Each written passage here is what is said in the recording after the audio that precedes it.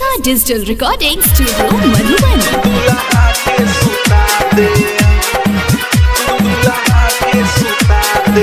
नाश्ता में जहर मिला दे, दूल्हा के सुता दे। नाश्ता में जहर मिला दे, दूल्हा के सुता दे। जाने के मांग में से नूर न पड़े, फाड़ी के टाटी भगा दे। नाश्ता में जहर मिला दे, दूल्हा के सुता दे। नाश्ता में जहर मिला दे, दूल्हा के सुता दे। जाने के मांग में से नूर न पड़े, फाड़ी के टाटी भगा दे।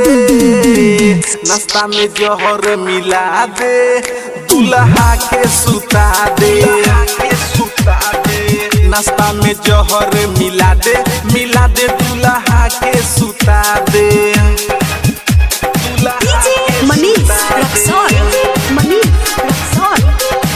नाश्ता में जहर मिला दे, दूल्हा के सुता दे। दूल्हा के सुता दे। मिक्स बाय डीजे मनीष राज। नाश्ता में जहर मिला दे, दूल्हा के सुता दे। यार बुझ मजबूरी, कइल बाटे जरूरी।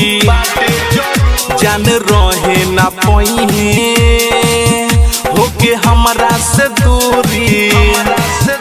यार बुझ मजबूरी, कइल बाटे जरूरी।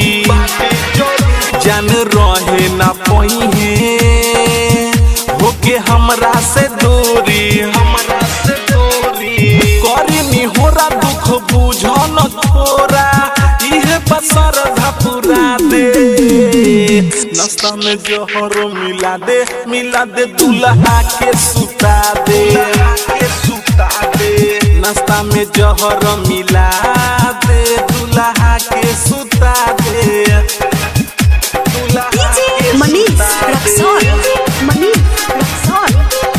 नाश्ता में जहर मिला दे, दूल्हा के सुता दे। दूल्हा के सुता दे। मिक्स बाय डीजे मनीष राज। दूल्हा के सुता दे। यदि सुरेश दीवाना बन जाई बेगाना, रंज टिंकू रोहितवा मारे लागी होताना।